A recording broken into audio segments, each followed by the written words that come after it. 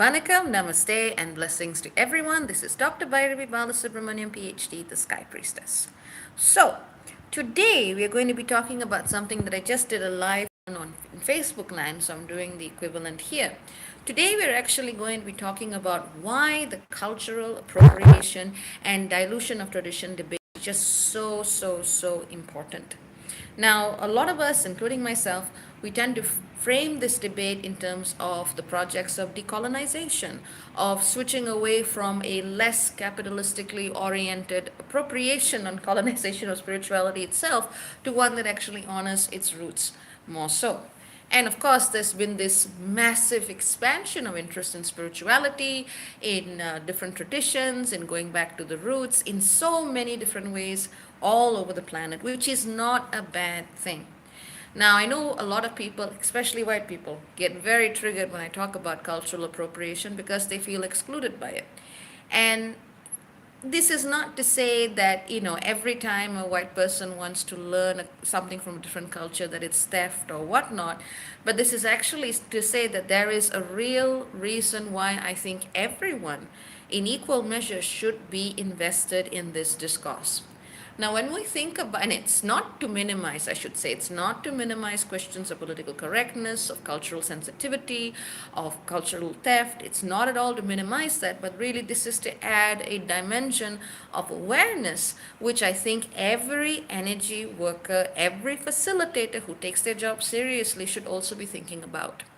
So, to be honest, today is meant to be my day off. So I was lying down and reading this book on, of course, pranic healing and whatnot, because I find it impossible to sit around and do nothing. Just never ever been able to do that at all.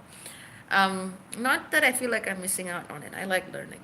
So, I was looking at my cat, I was reading this book, and bam, this awareness just erupted in my mind. And I was like, ooh, I should probably share this with people. And so that's what I'm doing.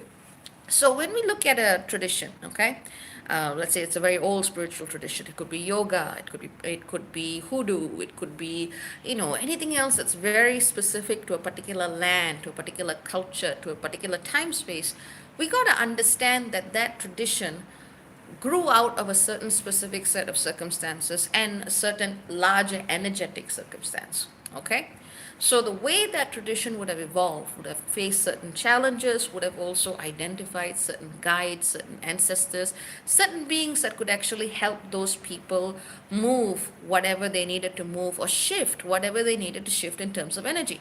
So when you take that experience and you try to transplant it into somewhere else without that context, you not only appropriate the teaching, you dilute it, you uproot it, and you also change the energetic composition of what that means.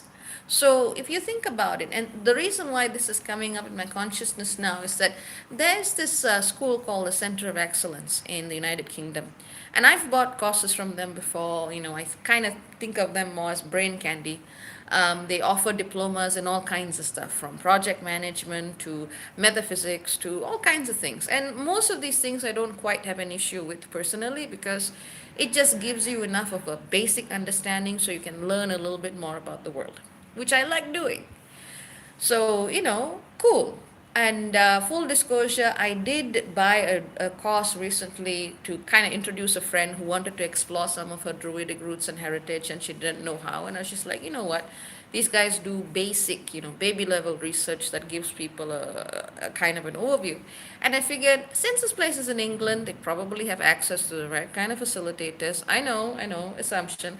But it's like, okay, at least you'll be able to connect to a community or something there that might be very local and rooted. But then I started seeing the ads for First Nation spirituality, for hoodoo, diploma cost £29. And I'm just like, what the shit? And at first I didn't say anything. I was just like, oh my goodness, that doesn't seem right. And one of the practitioners on my page or follows me on Facebook, she raised the question to them. And of course, they blocked her and took her comment down. And at that point, I just kind of went, oh no, no, this isn't right. And so then I wrote to them and I used my privilege chip that I got from my PhD. Of course, again, not born with a silver spoon in my mouth. I worked hard for that. But I just went, hello, right? I see that you've deleted another comment by a indigenous female, as an indigenous to that tradition, by an actual living practitioner and a woman of color who has asked you key questions about who your teachers are, whether they have credibility to teach this, and what are their credentials, which is perfectly legitimate. And I just went, look, I have a large following. I have a PhD from England. I understand your political context. You delete me, and I will share the shit out of this. And that seems to have gone into their head because my comment is still up there. They tried deleting and banning a lot of other people. And as far as I'm concerned, if I have the platform to do it and I know how to use that English connection when I need to, use it and make them sweat. And that's exactly what I did. So they claim that they've gone and they'll send it to their course developers. And I just said, look, this is a learning point for you. Either you're going to marginalize a lot of people and alienate people who would actually buy your courses, or you're going to actually honor the roots of the tradition and expand further. And I'm willing to donate a little of my time, probably an hour or two, to speaking to people who need a little bit of education on that.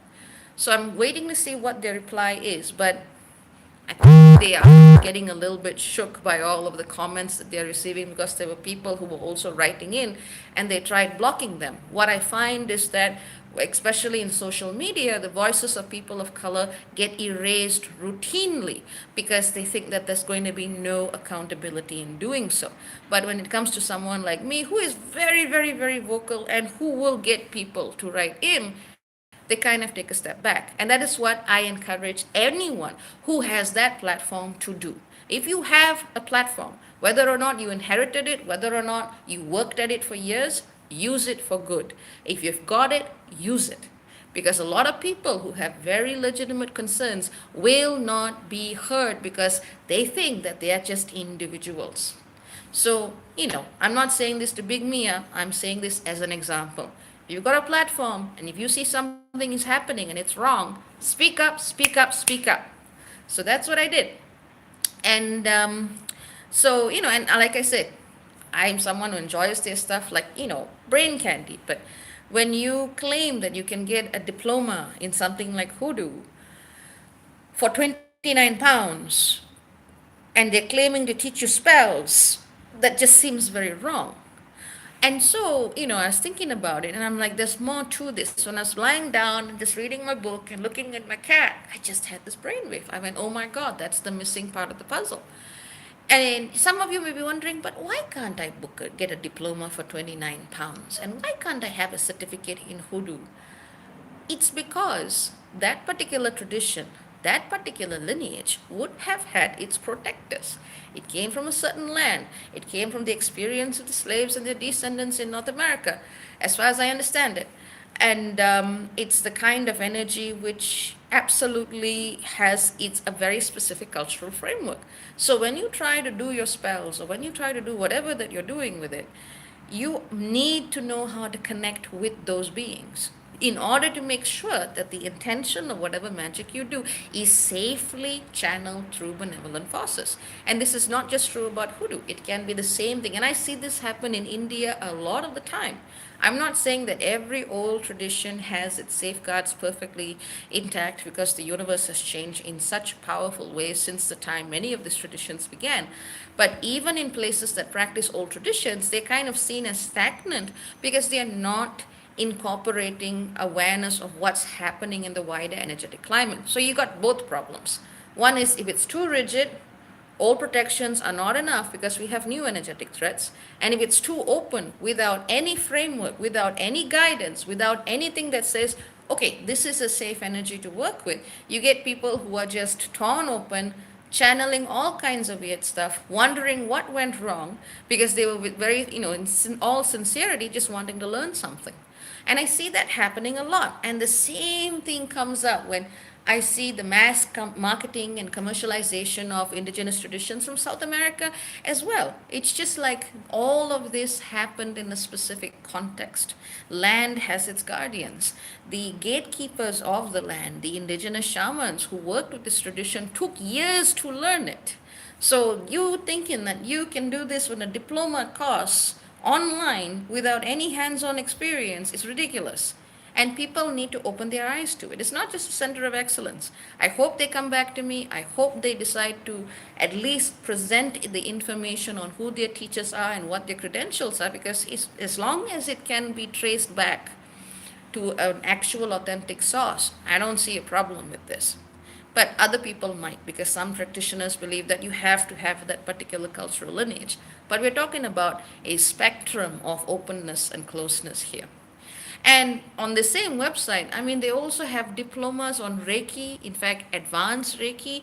And you, if you want to, you can get the attunement. And I'm thinking to myself, why the hell call this a diploma? It's good to just get an idea, but you can't claim mastery, but people are going to do that. So, if you're doing any kind of course on any spiritual tradition, and if you just want to learn, that's fine. But don't try to own it. Don't try to claim it. Don't try to take a very diluted version of it and then claim a sense of mastery, because that is not respectful, and frankly, that's not safe. If you're a practitioner, if you're a facilitator, or if you're just a spiritual seeker who's curious, know that trying to access old traditions without an energetic support framework that understands what they are about is not safe for you, the people around you, or your clients. Some of you might be scared of this, but you shouldn't be listening to me if you want to be comfortable. You should know this by now, you know? Now, so it's very, very, very important for you to remember this, which is the reason why, even though I look at all kinds of traditions, I ain't going to claim mastery on it, because you need to really sit and work with a living practitioner. I mean, I was talking about this on Facebook, but one of the reasons why this is happening is because of the Western model of education. So I say Western in a loose sense because it's been exported all over the world, where you think you can own something through the mind, and if you can rote memorize it and repeat it back to somebody else, that means you have mastery. BS, BS, BS. So in terms of living spiritual traditions, in terms of things like you require embodiment, experience, you gotta know what's in the water. You gotta know what's in the land to understand how a particular deity or how a particular energy came about. Without that lived experience, without that understanding of history and the struggle that would have given rise to certain traditions, what are you doing? You can't just read about something and claim mastery. You have got to live it every single day. So this is where, those models of Western education are kind of being challenged now. They have been in a process of revision over the past few decades, but they're still far, far, far, far away from the embodied experience. So it's so important to look at this from all of these perspectives and to hold every one of us accountable in to what degree is appropriate of how we are participating in capitalistic models that dilute traditions and that make cultural appropriation okay. I mean, I see this with the yoga thing, you know. Let's not go into that because I don't want to get pissed off today. But it's good that people are using learning yoga, but when you divorce the spiritual context from yoga, it's not yoga anymore. I don't want to know what the ancient yogis would have talked about. I remember this ad when I was in the US, and it pissed me off. I actually wrote to the government of India, and I got a response from a correspondent in the Ministry of Ayush or whatever. I just said, please, I can't take it. I can't take people standing there looking at the camera going, I'm a yogi and I've got a yogi booty. And I'm just like, no, no, that's not what yoga is about. But but it's the same thing. See, yoga is not just an exercise regime. It is, and it's not enough to fold your hands and say namaste. It's also an expansion of your energy body and your pranic field. And I'm reading a book right now that's talking about that, and I want to read it some more before I refer to that a bit more. But it's absolutely true. There's a reasons why this was so wedded into the spiritual practice. It's not just about the body, but it is about that expansive field of consciousness that is invigorated and energized through it. So when you take that out of context, you're opening your energy body, sure, but what are you opening it to? And that's where the question comes. Now, the challenges that we face in this current spiritual climate and the level of raised awareness and sensitivity that we have in this current spiritual climate means that we need to be even more aware of what we are opening our fields to. And this is why having a tradition helps. Again, some traditions have just gotten stagnant, have not evolved, understand.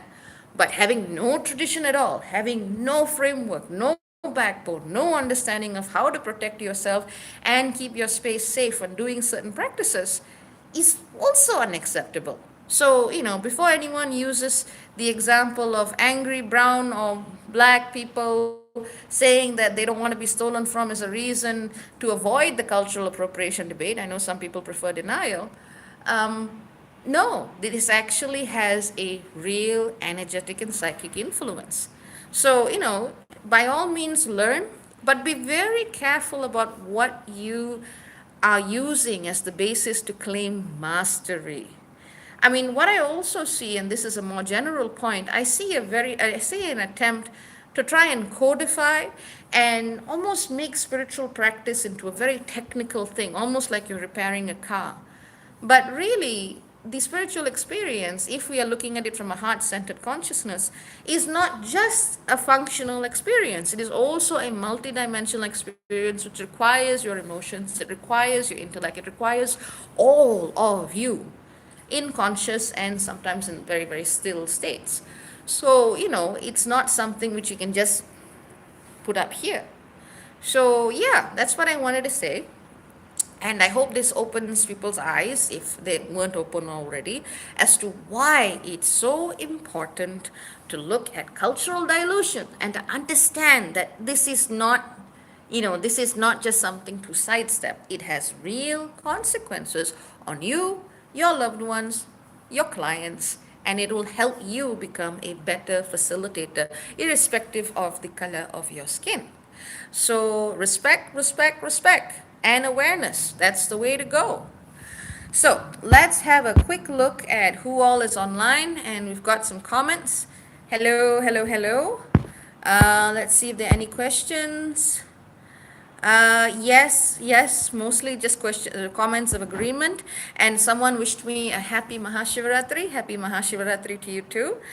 For those of you who are aware, maybe some of you are not aware, millions of Hindus are, depending on where they are in the world, but they've been celebrating the great night of Lord Shiva. I did an article I quite liked yesterday. I do a lot of articles, but there's some articles where I look at it and I just go, yeah, that was a good one. And I was talking about how Mahashivaratri is about emptying the cup and transgressing the binary, because Shiva and Shakti are one. The way they are seen as Ardhanarishwara, as half man, half woman. So that actually has a huge impact on the way we see Lord Shiva, the way we understand Mahashivaratri, and the way we actually need to look at modern day attempts to make him into this ultra macho man, as divorced from his actual original context. So I'm going to put that in the link as well, because I figure some of you would like reading it, and that's actually a good example of how old traditions are failing to adapt to the modern day. Remember, it works both sides. Somewhere in the middle is a safe path to spirituality, and I hope all of you have as much guidance and nurture, support, and love in yourself and from the cosmos and your teachers to help get you there. So take care. Very many blessings. Lots of love. Ciao, ciao for now. Bye.